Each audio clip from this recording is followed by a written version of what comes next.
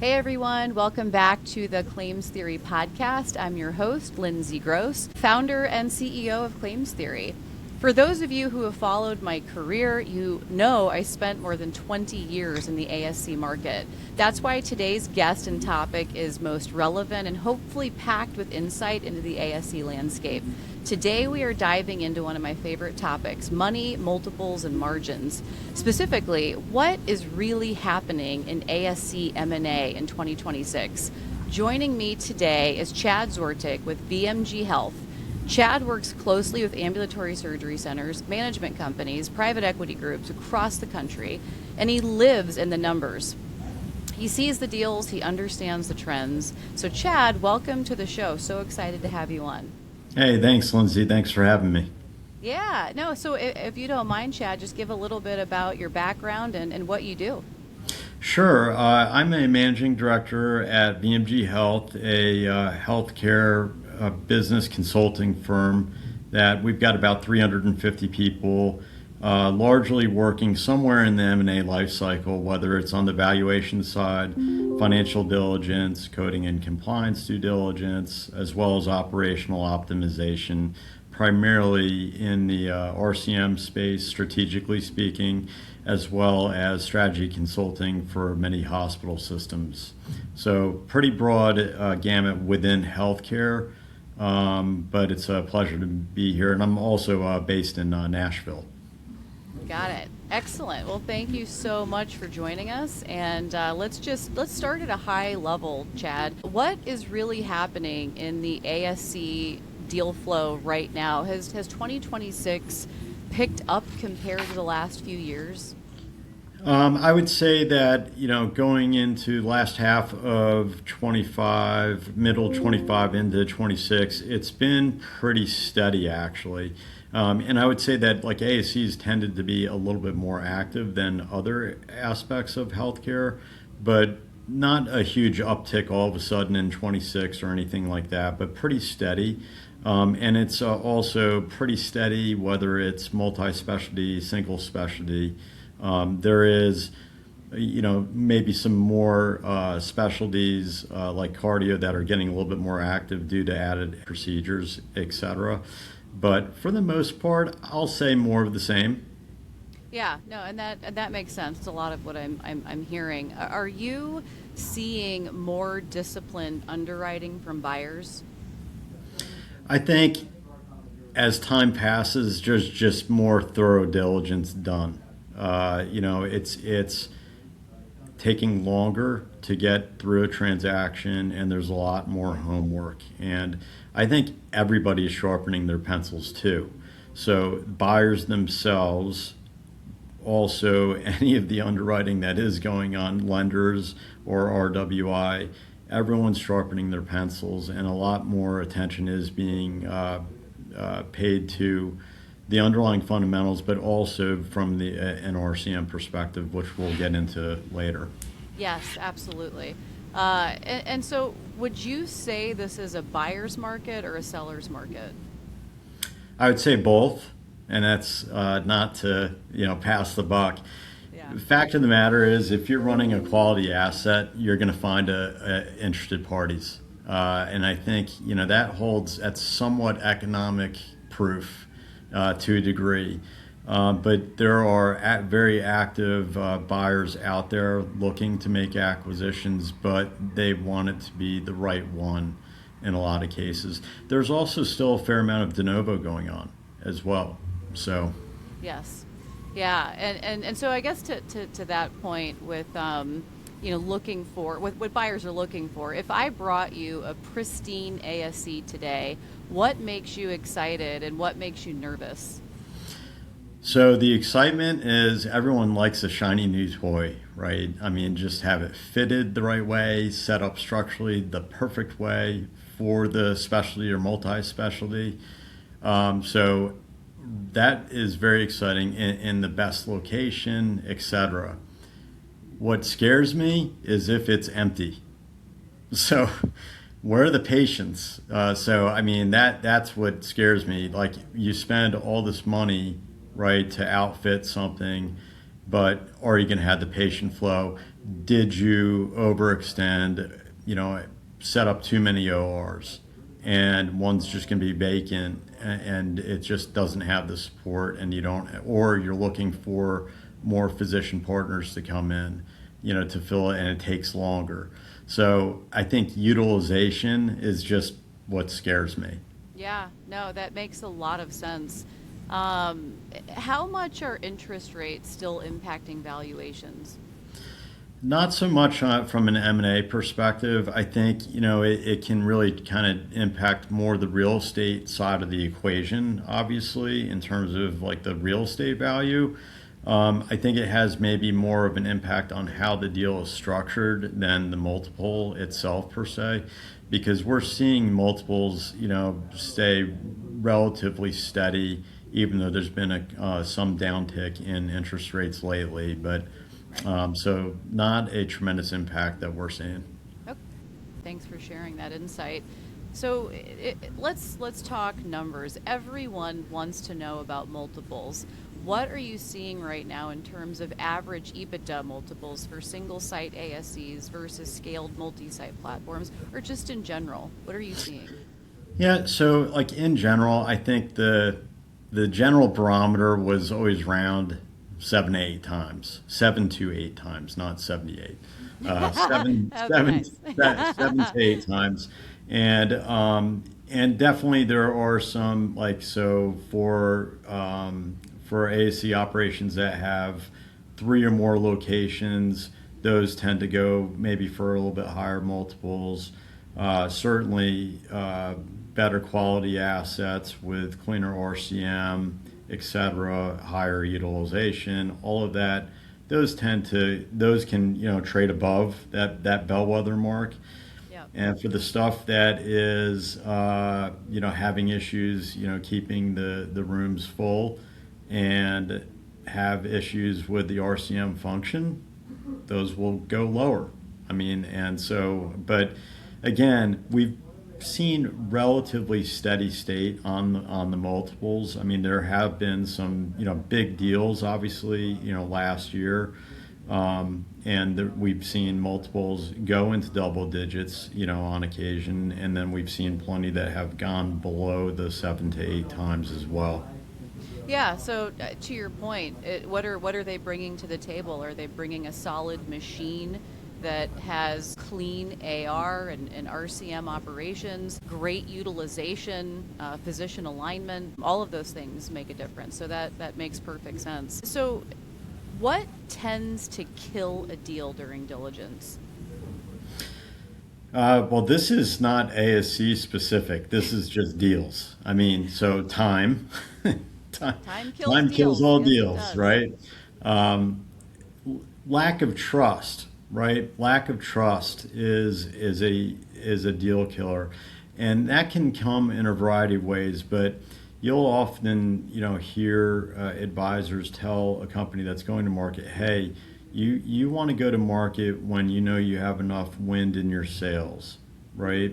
Well, because if it dies down and you start missing projections, while you're in market, that creates a lack of trust on some level. It might be lack of financial trust. I don't trust your projections. I don't trust your sustainability.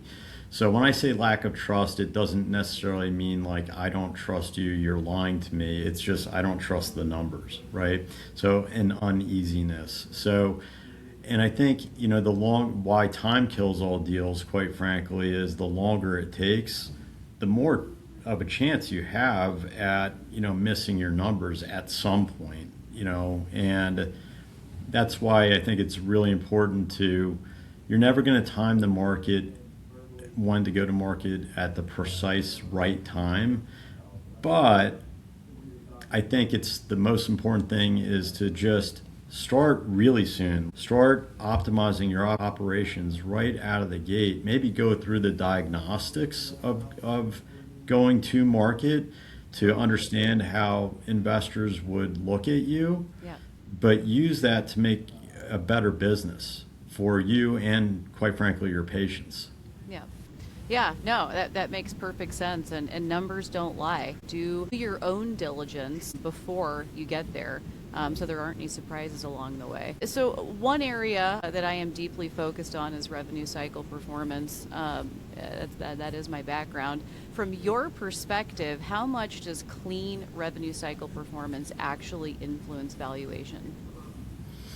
A lot, because, well, a couple reasons. Number one, you're asking about multiples. Well, if what you're multiplying that multiple against is zero, that's the value of your business. But I mean, like a strong RCM, you are likely going to have stronger EBITDA, which is a common, valuation metric. You'll also have stronger or shorter cash conversion cycle. Yep. Too. And I think it's just RCM is just so important. It's the lifeline of a healthcare business. And so really understanding by fixing the RCM process, you're fixing a lot of problems at once. I think it's a two-step process, though. It is getting started early enough to address those problems, diagnose it, and then address it, and then give yourself enough time to prove out through the actual results of your business that, hey, these changes really did make a difference, and ultimately let the investors see that as well. And then it can be priced into the transaction a little bit more, easily. Yeah. I agree with everything you just said. Revenue cycle management is the backbone. It is capturing all of the appropriate revenue so that these centers can be valuated correctly. And so let's talk about AR for a minute. If AR is bloated or cash collections are inconsistent, how much risk premium gets applied? A fair amount. I mean, so what will happen though is buyers are rarely going to go off of the seller's numbers, and just because you have a revenue amount on your income statement, they're going to hire a team to prove it out. Okay, and it's traditionally done via what we call a cash waterfall analysis, which is matching up actual claim payments with the original claim, and we will take a look at collection velocity and gross to net, and based on your own behaviors, your own collection patterns, figure out how much of your accounts receivable will ultimately be collected for the stuff that is out there, and reset your historical revenue again based on real collections at the end of the day. So your revenue will be reset to whatever hindsight is telling us. Yeah. And so if you have an inflated revenue and you can't prove it out because you basically have too many things lingering in a bloated AR, the deal gets repriced at that new revenue. So you might as well fix it, number one. Number two is a lot of sellers leave cash on the table. So meaning you have an opportunity, just like I said, you might have bloated AR based on your old management patterns, your old way of handling RCM. If you come in, do the diagnostics, you're going to have better expectations on what you're going to sell the company for, number one. Number two is you can kind of diagnose, like, of the receivables that are maybe considered by some as dead wood. Well, there's probably some green shoots in there, and so go after it. Find the root cause. If you fix the root cause of that dead wood, you actually will likely pick up some margin. You'll also get back some cash by shortening that cash conversion cycle. So it's really a double win, meaning you're going to potentially avoid leaving some cash, literally cash on the table. Sure. That was just in the form of uncollected AR. And B, if you can pick up another 200 to 300 basis points of margin because of better collection rates, that translates into more earnings, which then a multiple is applied to, Absolutely. and it translates into a higher selling price. So, but that's it, really at the end of the day. Don't worry about the transaction. I mean, business owners should be doing this anyway, and especially Absolutely. nowadays with I don't know, about 8 billion different technology choices to, So to help overwhelming. you out with denial management or Yeah. pre-authorization or whatever. Yeah, no, and it's overwhelming. But to your point, having a strong RCM operation is not just getting deal ready. It is a necessity to stay in existence, and it should just be the way that you do things. Always paying attention to it. So if we shift to buyer behavior, what specialties are getting the most attention right now? I mean, it's the usual suspects. I mean, so it's your ortho, your gastro, multi-specialty. Single specialty is still active too. Retinal to just a whole smattering. So I haven't really seen. Now, cardio is kind of interesting. There has been some added procedures, but it's not just because procedures get added to the covered list doesn't mean that all of a sudden everyone's like the doctors are all on board. Some doctors are more comfortable just not doing those procedures in an ASC setting anyway. And Yeah, so it's kind of about the adoption of the docs absolutely. as well. So, and the physician alignment that you were talking about earlier. So, I mean, but I haven't really seen, any one particular specialty take off like that hasn't already been hot per se. Yeah.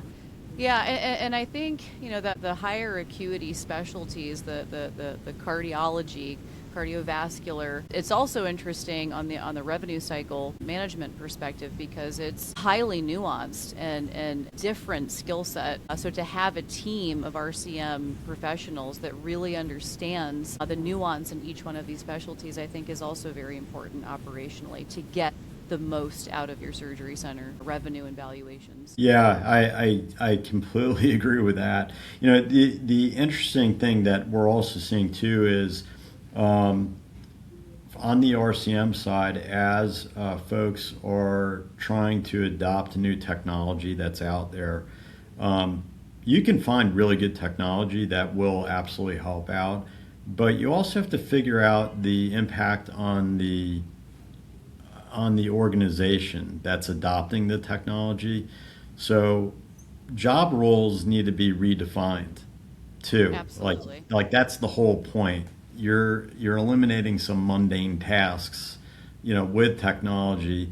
It gives people time back, whether that's to spend more time, and be patient facing, but it'll be different. It'll be different, but it's not all about just I guess enhancing and protecting the revenue stream.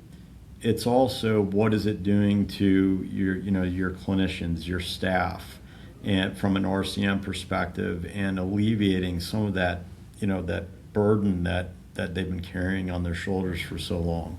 Absolutely. No, and a very good point too.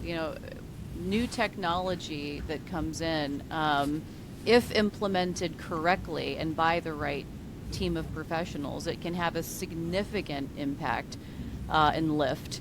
However, technology turning it on just doesn't magically change things overnight either. So there's a lot of work behind the scenes that gets the team there.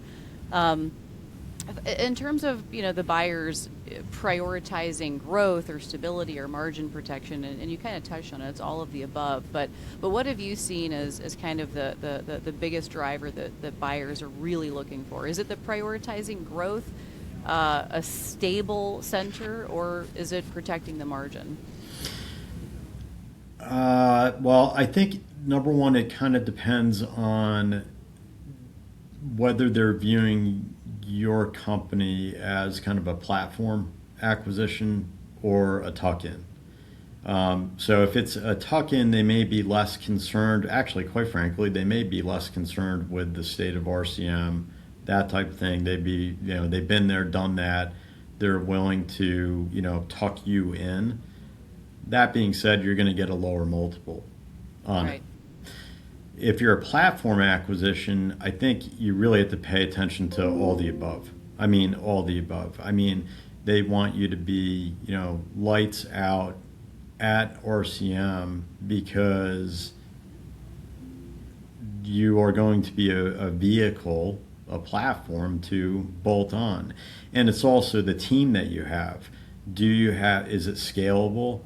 Can you kind of coach up your future acquisitions or do de novo? You have enough, intelligence at that operating team to, do it.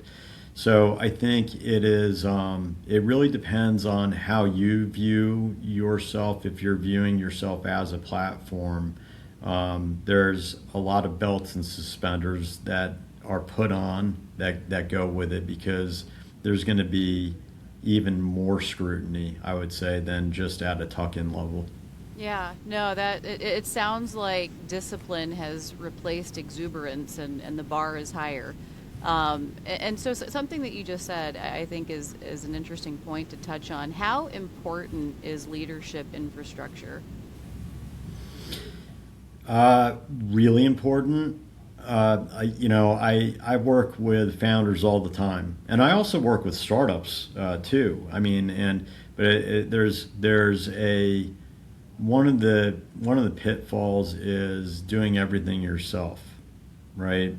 And you actually really start to erode your enterprise value if it's all on your shoulders. At the end of the day, I think a strong team really highlights the wealth of the organization. At the end of the day, the ability to have your bases covered by complementary skill sets, so that you really have your weak spots have been erased, and that's internally, and then just the ability to have a really good network of external advisors. I mean, I think it goes hand in hand. Like, the good operators know when they need help, even to just push the boulder up the mountain. They may Sure. know what to do, Sure. but time is of the essence. Let's do it faster. Yep. Let's do it right. Let's scale. So I think, if you want to demonstrate the ability to scale, you have to have a good team. Absolutely. Even if you are, a superhero and you can do everything under the sun, you're still limited by the amount of time in a day, And so, at bare minimum, and I don't know many people, actually anybody, that really truly is good at everything. You run out of time. You do. So. Yes, you do. And then quality suffers like everything else. No, I completely agree with that. And yes, leadership infrastructure is one of the keys to being able to scale your business properly. I have seen, ASCs leave millions on the table simply because they were not prepared. Preparation is not optional if you want premium valuation. Looking ahead, do you believe multiples will compress further, stabilize, rebound? I kind of feel like we're going to stay in the same track for a while. I mean, look, I mean, what beyond 6 months is really hard to see anyway. beyond 3 months is really hard to see. So I tend to, I think what will always be a kind of a universal truth, though, the higher quality assets will command the best prices or the highest prices. And so just focusing on doing the right things and getting your business aligned the right way with the right fundamentals, that will reap dividends, down the road for sure, regardless of kind of the market at the end of the day. So, Yeah. I don't, it is kind of murky waters on some level, and I don't mean murky in a bad way. It's just there is a lot of, and it goes state to state, goes to Medicaid exposure, it goes to specialty exposure, it Yeah. goes to freaking managing anesthesia Yeah. costs, like, and which are different in different geos. I mean, it's really, it's kind of hard to put a golden rule across everything. Yeah. Yeah, fair answer for sure. No one has a crystal ball. How is technology, AI, data analytics influencing diligence? You kind of touched on this a bit, but maybe just another some insightful information for our listeners on tech and AI. So I can tell you some ways that we're using it. There's better technology out there that you can use for diagnostically speaking to analyze your denials, to put the denials in different buckets, to do submit appeals, whatnot. So buyers, sophisticated buyers are going to have access to these technology that can find the green shoots in the dead wood, Yeah. right? They'll take the cash themselves. Why wouldn't you, right? They'll do the margin improvement or get that 300 basis points improvement after the fact. That's, they'll pay all their advisors with those wins, like at the end of the day. So I think that's, one way to think about it is, the more sophisticated buyers are going to be using these types of tools anyway.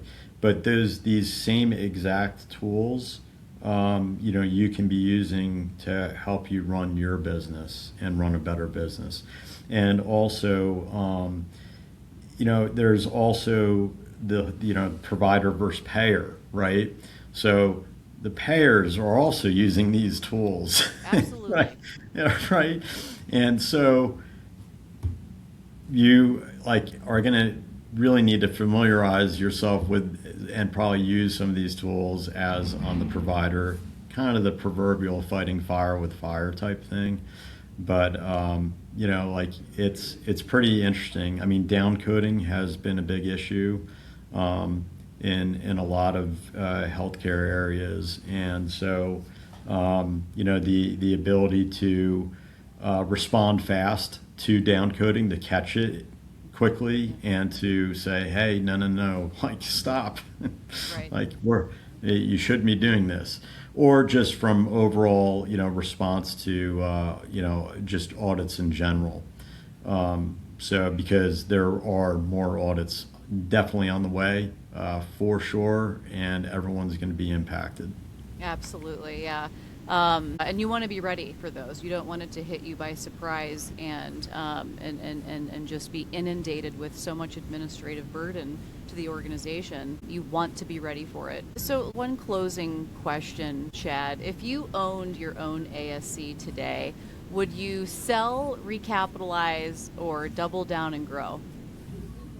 Me, I mean, I'm always the last. I do the latter one, just because I'm a growth person. I love scaling. I love growing, but in a measured way. Though Yeah. I would say in a measured way. I love robust but pragmatic. At the end of the day, I love the growth in healthcare. It means that we're increasing access. Yeah. Ultimately, we're able to provide more care, in the landscape, and so anything that does that, I'm for in a quality, from a quality perspective. Yeah, there's a lot to be said and a lot to be proud of for being a part of something that continues to grow. and grow well and strong. So, Chad, this has been incredibly insightful. The ASC market continues to evolve, and understanding the numbers behind the narrative is critical. For those listening, whether you are building, scaling, or preparing for exit, financial discipline and operational excellence are key. Chad, thank you so much for joining us. And to our listeners, if you found this episode valuable, share it with another ASC leader. We will see you next time on the Claims Theory Podcast. Thanks again. Hey, thanks a lot. Thank you.